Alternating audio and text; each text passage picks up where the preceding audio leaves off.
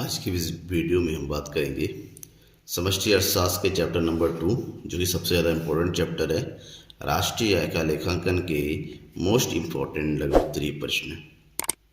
ऐसे प्रश्न जो बोर्ड एग्ज़ाम में पिछले कुछ वर्षों में पूछा गया है और इस वर्ष भी पूछे जाने की पूरी संभावना है। तो कौन कौन से वह प्रश्न हैं, तो इस वीडियो को देखते रहिए, आपको प्रश्न भी पता चल जाएगा और उस प्रश्नों का उत्तर कैसे लिखा जाता है ये भी पता चल जाएगा। मैं हूं नकुल सर और आप देख रहे थे इकोनॉमिक्स गुरु। इसी तरह बने रहिएगा मेरे साथ लगातार आपके बोर्ड एग्जाम की तैयारी के लिए।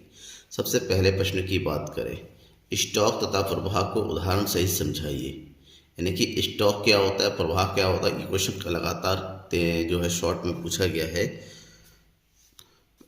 स्टॉक और प्रवाह, अंतर भी पूछा जा सकता है, स्टॉक और प्रवाह में क्या अंतर है, और उसके अर्थ भी पूछा सकता है। दोनों कोई भी हो, आप उसके अर्थ को पता कर लीजिए, अंतर ही पता चल जाएगा। सबसे पहले स्टॉक, किसी निश्चित बिंदु पर मापी जाने वाली आर्थिक चर को स्टॉक कहते हैं। मतलब एक ऐसी मात्रा जो एक फिक्स्ड पॉइंट ऑफ टाइम पे, एक निश्चित टाइम पर मापा जाता है। जैसे आपने दुकान खोला, दुकान खोलते ही आपके सामने जो मात्रा बचा है, दुकान की सामान बचा हुआ है, वो स्टॉक हुआ। पानी की टंकी में रखा हुआ जो पानी है वो स्टॉक होता है। ठीक है, आपने फर्म में जो पैसा लगा रखा है वो स्टॉक होता है। क्यों? क्योंकि एक निश्चित टाइम पर मापेंगे तो ये सामान आपको मिलेगा। स्टॉक एक स्थैतिक अवधारणा होती है, मतलब स्थिर होती है, इसमें परिवर्तन नहीं होता। क्यों? क्योंकि ये जो है एक फिक्स टाइम पर ही मापा जाता है। दूसरा है प्रवाह, आर्थिक चर की वह मात्रा जिसका संबंध विशेष समयावधि से होता है प्रवाह कहलाती है।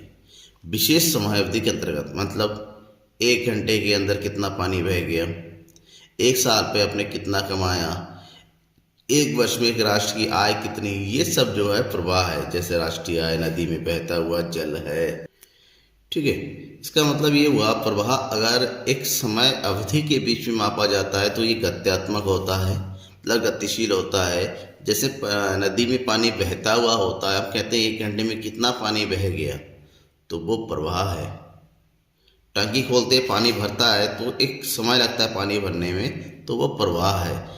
प्रवाह जो है समय से रिलेट करता है, प्रति घंटा, प्रति मिनट, प्रति वर्ष, ठीक है ना, प्रति मिनट, ये सब जो है। जबकि स्टॉक समय से रिलेट नहीं करता है, बस एक निश्चित समय पर मापा जाता है। दूसरा प्रश्न है, राष्ट्रीय आय की परिभाषा दीजिए। राष्ट्रीय आय किसे कहते हैं? राष्ट्रीय आय मतलब किसी राष्ट्र की आय। अर्थ समझे, राष्ट्रीय आय किसी देश की में एक वर्ष में उत्पन्न की जाने वाली समस्त वस्तुओं व सेवाओं का मूल्य होता है।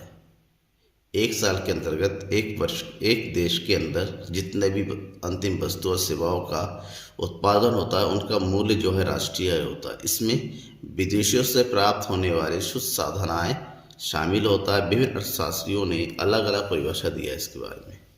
परिभाषाओं की बात करें, सबसे पहले प्रोफेसर मार्शल की परिभाषा की बात करते हैं। मार्शल ने कहा, देश के प्राकृतिक संसाधनों पर श्रम व पूंजी द्वारा कार्य करने पर प्रत्येक भौतिक एवं अभौतिक वस्तुओं सेवाओं का उत्पादन होता है। इन सबकी शुद्ध उत्पत्ति के योग को शुद्ध वार्षिक आय और राष्ट्रीय आय कहते हैं।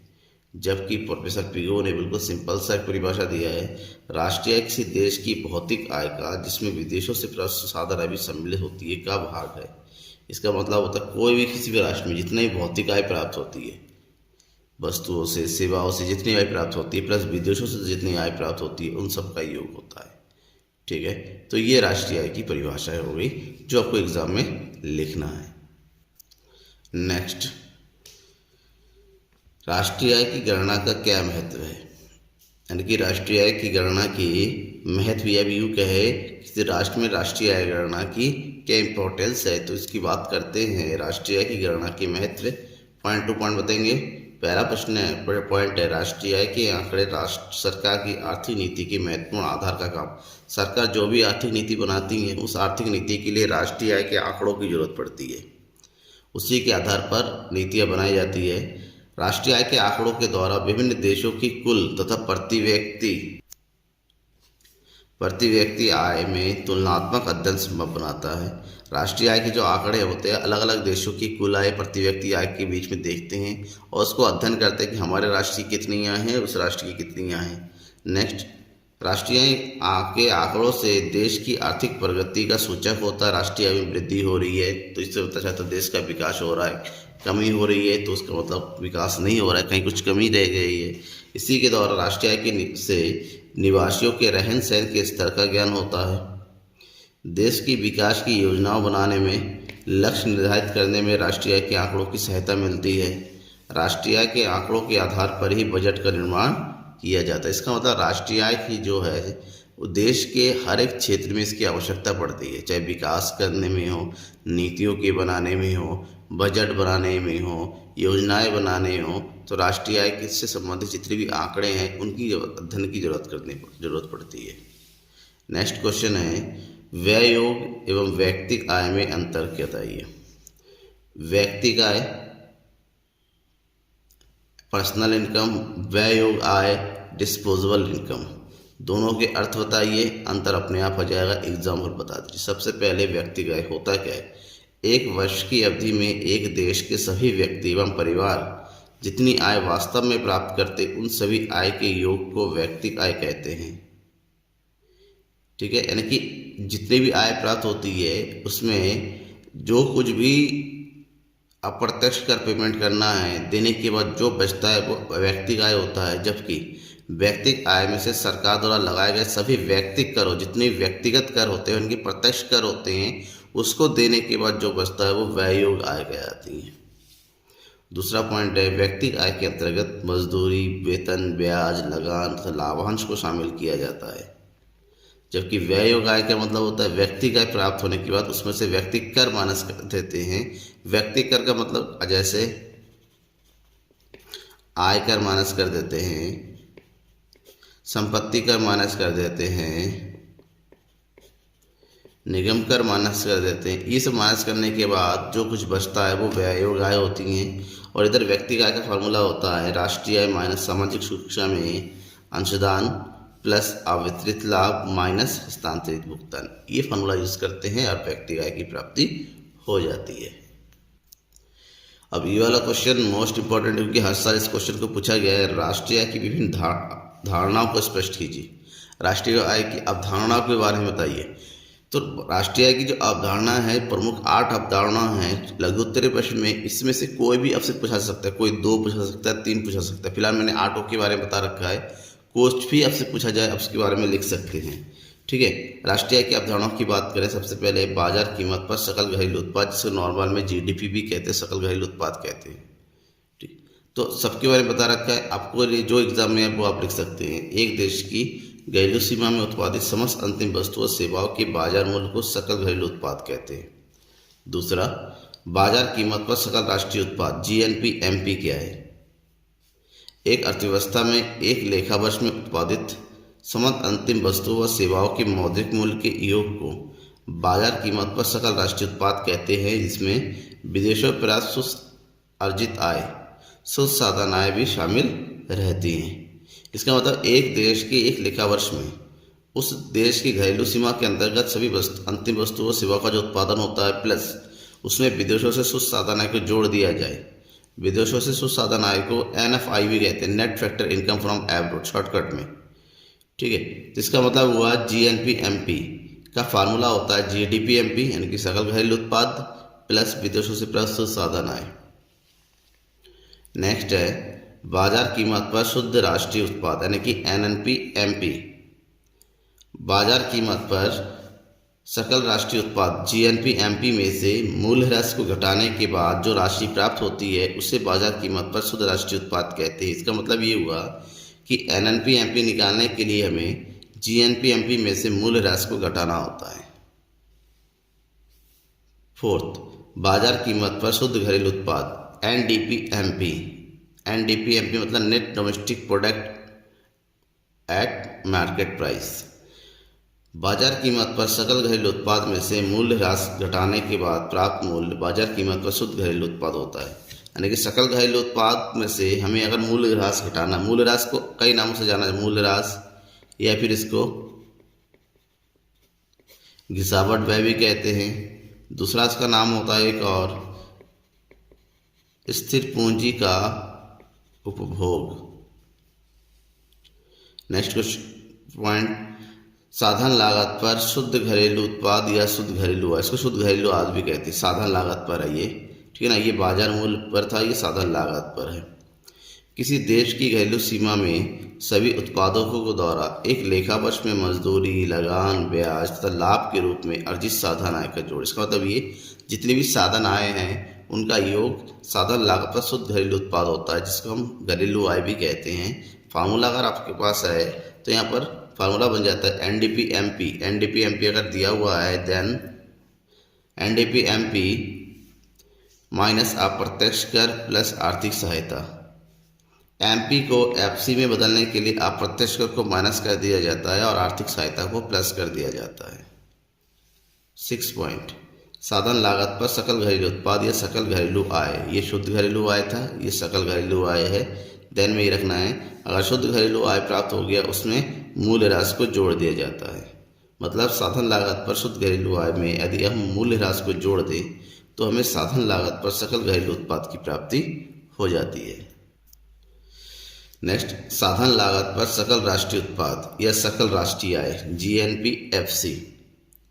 साधन लागत पर सकल राष्ट्रीय उत्पाद ज्ञात करने के लिए किसी देश के सामान्य निवासियों द्वारा एक वर्ष में साधन आय द्वारा की गई सकल मूल्य वृद्धि या विदेशों से शुद्ध साधन आय का जोड़ होता है। यानी कि उस राष्ट्र में जितना भी साधन लागत होता है, विदेशों से जो भी मिलता है, उन सब का योग जो है, ठीक है, उससे हम बोलेंगे साधन लागत पर सकल राष्ट्रीय उत्पाद। यानी कि GNP-FC बराबर GDP-FC प्लस विदेशों से शुद्ध साधन आय, जिसको शॉर्टकट में बोलते हैं NFIA। और उसके बाद है सबसे इम्पोर्टेंट साधन लागत पर शुद्ध राष्ट्रीय उत्पाद, यानी कि जिसको राष्ट्रीय आय कहा जाता है NNP-FC। राष्ट्रीय आय एक देश के सामान्य निवासियों द्वारा देश की घरेलू सीमा तथा शेष विश्व से एक वर्ष में मजदूरी, लगान, ब्याज तथा लाभ के रूप में अर्जित साधन आय का योग होती है। ये घरेलू आय और विदेशों से अर्जित शुद्ध साधन आय का योग है। इसका मतलब ये हुआ NDP-FC में हम विदेशों से शुद्ध साधन आय जोड़ देंगे तो NNP-FC हमको मिल जाएगा। और वहीं पर आपके पास GDP-MP दिया हुआ है और GDP-MP से NNP-FC राष्ट्रीय निकालना है तो करना क्या है, GDP-MP से सबसे पहले आपको घटाना पड़ेगा मूल्य ह्रास, फिर उसमें जोड़ना पड़ेगा विदेशों से शुद्ध साधन आय, फिर इसमें घटाना पड़ेगा शुद्ध अप्रत्यक्ष कर, तब जाके आपको राष्ट्रीय आय की प्राप्ति होगी। ये तो हो गई अवधारणाओं की बात। अब इस चैप्टर के में दूसरा जो इम्पोर्टेंट क्वेश्चन है जो 101 एग्जाम में आता है वो है राष्ट्रीय मापने की विधियों के वर्णन कीजिए। वैसे ये क्वेश्चन लॉन्ग में आता है लेकिन शॉर्ट में आता है तो किसी एक विधि के बारे में आपसे पूछा जाएगा। तो फिलहाल मैं आपको तीनों विधियों के बारे में बताता हूँ ताकि आपको एग्जाम में कोई दिक्कत ना हो। शॉर्ट में किस तरह से इस विधियों के बारे में बताएंगे। सबसे पहले विधि है राष्ट्रीय मापन की उत्पाद विधि। उत्पाद विधि के अंतर्गत एक राष्ट्र में उत्पादित सभी अंतिम वस्तुओं और सेवाओं का मूल्यों का योग किया जाता है। मतलब उत्पाद विधि के अंतर्गत देश की घरेलू सीमा के में उत्पादित सभी अंतिम वस्तुओं एवं सेवाओं के मूल्यों का योग किया जाता है। अब इसके मूल्यों का योग कैसे किया जाता है वो पता है। इस विधि के अंतर्गत कुल उत्पाद मूल्य, जिसको हम GDP-MP भी कहते हैं, निकालने के लिए कुल बिक्री प्लस स्टॉक में परिवर्तन में से मध्यवर्ती मूल्य को घटा देते हैं तो मिल जाता है। या फिर इसमें दूसरा फार्मूला होता है GDP-MP या फिर कुल उत्पाद मूल्य बराबर प्राथमिक क्षेत्र का उत्पादन, द्वितीय क्षेत्र का उत्पादन प्लस तृतीय क्षेत्र का उत्पादन में से हम तीनों क्षेत्रों में यूज होने वाले मध्यवर्ती मूल्य को माइनस कर देते हैं तो शुद्ध उत्पादन मूल्य प्राप्त हो जाता है। अब शुद्ध उत्पादन मूल्य प्राप्त होने के बाद हम क्या करते हैं, शुद्ध उत्पादन मूल्य में से यानी कि GDP-MP में से मूल्य ह्रास को घटा देते हैं, उसमें विदेशों से प्राप्त शुद्ध साधन आय को जोड़ देते हैं, शुद्ध अप्रत्यक्ष कर को घटा देते हैं, साथ ही अगर आर्थिक सहायता दिया हुआ है तो आर्थिक सहायता को जोड़ देते हैं। जब भी हम साधन आय की बात करेंगे, FC की बात करेंगे, आर्थिक सहायता को उसमें जोड़ दिया जाता है अगर क्वेश्चन में दिया हुआ है तो। इतना ध्यान रखना है आपको। दूसरी विधि है राष्ट्रीय आय की व्यय विधि, एक्सपेंडिचर मेथड। इस विधि में क्या किया जाता है, एक देश के अंतर्गत जो नागरिक है, जो रहने वाले लोग हैं, वो जितना भी खर्च करते हैं उसका योग निकाला जाता है। मतलब इस विधि के अंतर्गत एक लेखा वर्ष में एक देश की घरेलू सीमा में देश के नागरिकों द्वारा अंतिम वस्तुओं एवं सेवाओं में किए गए व्ययों का योग किया जाता है। उनके द्वारा जो वस्तुओं या सेवाओं का प्रयोग किया जाता है उस पर जो भी वो खर्च करेंगे उन सब का योग जो है राष्ट्रीय आय के अंतर्गत शामिल किया जाता है। तो ऐसे में राष्ट्रीय आय निकालने के लिए सबसे पहले कुल व्यय पता किया जाता है। कुल व्यय यानी कि जीडीपी एमपी, जिसमें सभी व्ययों को जोड़ दिया जाता है। व्यय प्रमुख रूप से 4 प्रकार की होती हैं, ठीक है। तो कौन कौन सी है? निजी अंतिम उपभोग व्यय, सरकारी अंतिम उपभोग व्यय, सकल घरेलू पूंजी निर्माण, शुद्ध निर्यात। इसके अलावा कभी कभी स्टॉक में परिवर्तन को भी जोड़ दिया जाता है। तो ये 5 प्रकार की व्यय होगी जिसको जोड़ कुल व्यय होती है, ठीक है। अब इन कुल व्यय जब मिल जाता है उसके बाद हमें राष्ट्रीय आय निकालना होता है। इसके लिए हम क्या करते हैं? कुल व्यय यानी कि जीडीपी एमपी में से मूल्यह्रास घटा देंगे, विदेशों से शुद्ध साधन आय जोड़ देंगे और शुद्ध अप्रत्यक्ष कर को घटा देंगे, तब जाके हमें राष्ट्रीय आय की प्राप्ति होगी इस विधि के अंतर्गत। और उसके बाद लास्ट विधि है राष्ट्रीय आय की आय विधि, इनकम मेथड। एक राष्ट्र में नागरिकों के द्वारा जितना भी इनकम अर्न की जाती है, जितना भी आय अर्न की जाती है, जो वो कमाते हैं साधन आयों से, साधनों से, उन सब का योग जो है इसमें किया जाता है। मतलब राष्ट्र आय विधि के अंतर्गत एक लेखा वर्ष में एक देश के नागरिकों के द्वारा अर्जित समस्त साधन आयों का योग किया जाता है। इसका मतलब ये हुआ इस विधि के अंतर्गत जितने भी साधन आए हैं उनको जोड़ेंगे तो उससे हम घरेलू आय या कुल साधन आय, जिसको हम एनडीपीएफसी कहते हैं, प्राप्त होता है।